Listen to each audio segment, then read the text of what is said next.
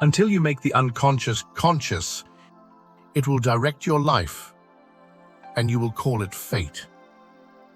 Carl Jung. Most people live their entire existence trying to control everything around them. They try to force their careers to go a certain way. They try to bend relationships to their will. They try to plan every second of their future. But the more you try to control life, the more resistance you meet. And this resistance, ironically, becomes the very source of your anxiety and fear. Carl Jung understood that when you cling too tightly, you block the natural movement of the psyche, and you block the energy that could otherwise transform you.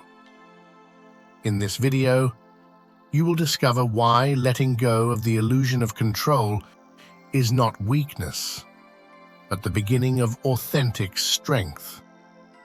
You will see how integrating your unconscious, accepting uncertainty, and reconnecting with your inner nature can make you stronger than any rigid plan ever could. Stay with me, because by the end of this video, you may never look at your need for control the same way again. Chapter 1. The Illusion of Control.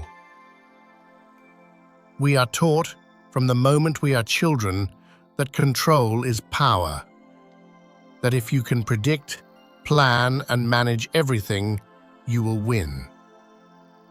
But this is a dangerous half-truth.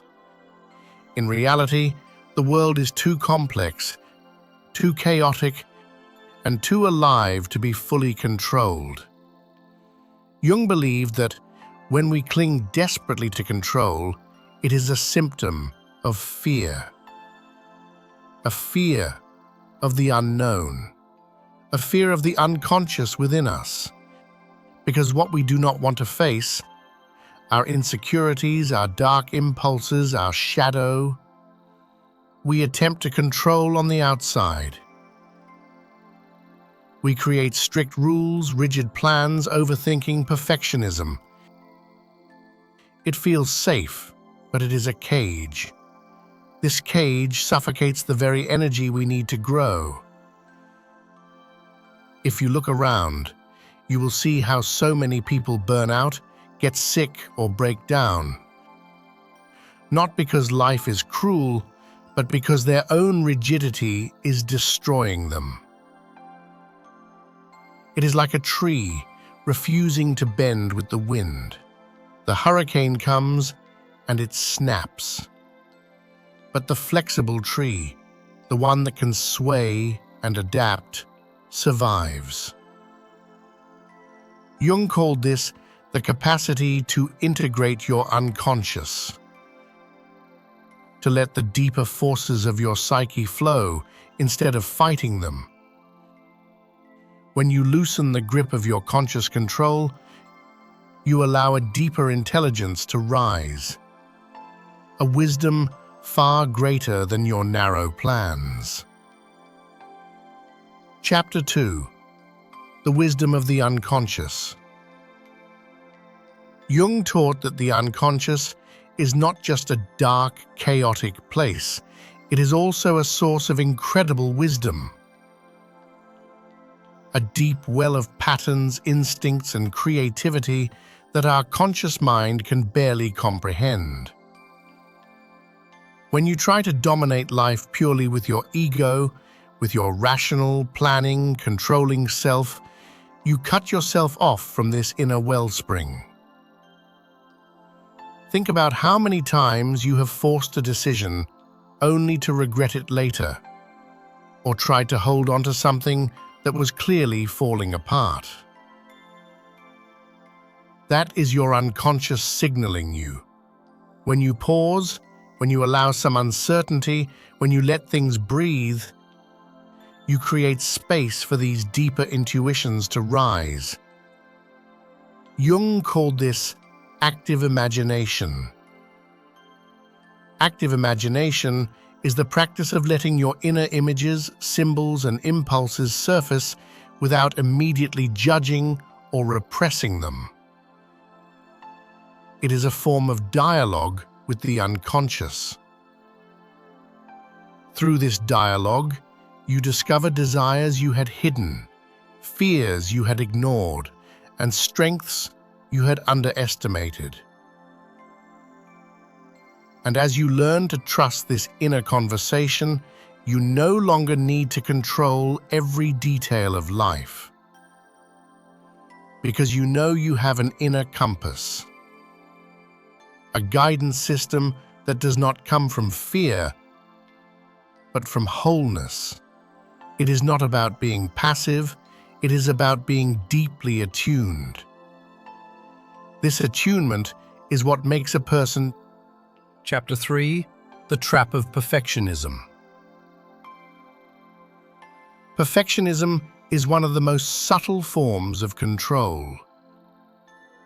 It looks admirable from the outside. The perfect career, the perfect relationship, the perfect body, the perfect schedule. But underneath perfectionism is fear. Fear of being exposed, fear of being vulnerable, fear of failure. Perfectionism is a desperate attempt to protect ourselves from criticism and disappointment. Jung would say, this is the ego's last defense. When the ego cannot accept the chaos of life, it tries to build walls of perfection to keep it out. But those walls become prisons. Nothing alive is perfect. The psyche is not perfect. Nature is not perfect. Love is not perfect. When you chase perfection, you declare war on your own humanity. Instead of flowing with your natural rhythms, you force yourself into impossible standards. And when you inevitably fail, because no one can be perfect, you collapse. You lose confidence, you lose trust, you lose connection with your inner guidance. True discipline, the kind that lasts, does not come from perfection. It comes from resilience. Resilience is the art of returning, again and again, to your purpose, even after mistakes. It is forgiving yourself. It is adapting. It is trying again. It is letting go of control so you can remain in motion. Chapter 4: The Power of Surrender. There is a word people fear: surrender. It sounds like giving up, like weakness. But in Jungian psychology, surrender is not passive defeat. It is the conscious choice to release what you cannot truly control, to let the deeper processes of your psyche do their work. Think of sleep. When you sleep, you surrender your conscious control. Your body repairs itself. Your mind organizes memories. Your emotions process.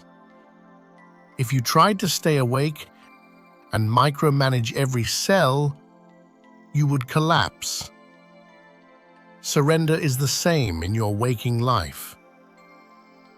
When you face a challenge beyond your strength, you can resist until you break, or you can surrender to something greater.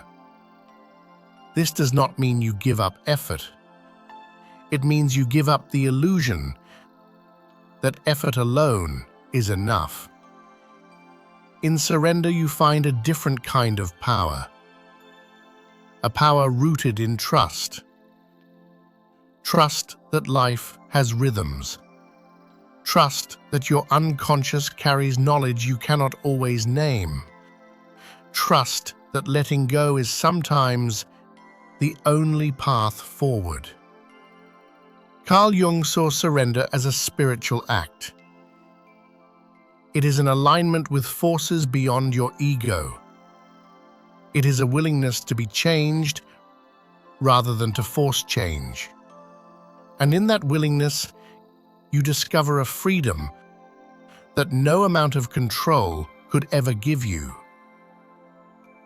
Chapter 5: Integration over Suppression. So many people believe that controlling themselves means suppressing their instincts. They silence their anger. They ignore their desires. They bury their fears. But this is not true self-mastery. Suppression is only another form of control. It is like trying to hold a beach ball underwater. For a while it works, but eventually it bursts to the surface with even greater force. Jung's approach was never about suppression. It was about integration. Integration means recognizing your shadow, the parts of you that you fear, that embarrass you, that feel unacceptable, and bringing them into conscious awareness. When you integrate, you do not let these parts rule you, but you do not deny them either. You understand them. You channel them. You give them a place in your life so they no longer sabotage you from the dark. This is how real discipline is built. Not by waging war against yourself, but by making peace with yourself. By accepting that you are a complex being with contradictions, and that these contradictions can be woven together rather than torn apart. Integration makes you whole, and wholeness makes you resilient. Chapter 6: The Resilient Flow. When you let go of rigid control, you enter a state of flow. Flow is not chaos. Flow is not giving up. Flow is dynamic harmony. It is responding to life as it comes, with presence and awareness. In flow, you are still disciplined, but it is a flexible discipline. You have a direction, a purpose, a vision, but you do not strangle it with constant micromanagement. This is the way nature works. A river follows its course, yet adapts to every rock, every bend, every obstacle. It keeps moving forward, not by brute force, but by flexibility. Your mind works the same way. Jung believed that the psyche is healthiest when it flows, when the conscious and unconscious cooperate rather than compete. That is true strength. Strength is not about dominating every second of your existence. Strength is about trust, adaptability, and courage. When you live this way, you are no longer terrified of change, because you know you can move with change. You can bend without breaking. You can rise again after setbacks. You can face uncertainty with confidence. This is what it means to stop trying to control everything, and instead to become truly strong. Conclusion: the path of true strength. So today, remember this: you do not have to dominate every moment of your life to be powerful. You do not have to control every feeling, every thought, every outcome. Your strength comes from something deeper, from trusting the unconscious, from integrating the shadow, from adapting, flowing, and accepting what you cannot change. Jung showed us that wholeness is far more powerful than perfection, that a mind at peace with its contradictions is far more resilient than a mind at war with itself. So, if you wish to live with unbreakable discipline, let go. Let go of your illusions. Let go of your fear. Let go of your rigid control. And discover the calm, confident power of becoming truly whole. If you found this video meaningful, please like, share, and subscribe to NeuroSophics. Leave a comment below. Which lesson today resonated with you the most? Until next time, stay conscious, stay courageous, and remember, transformation begins within.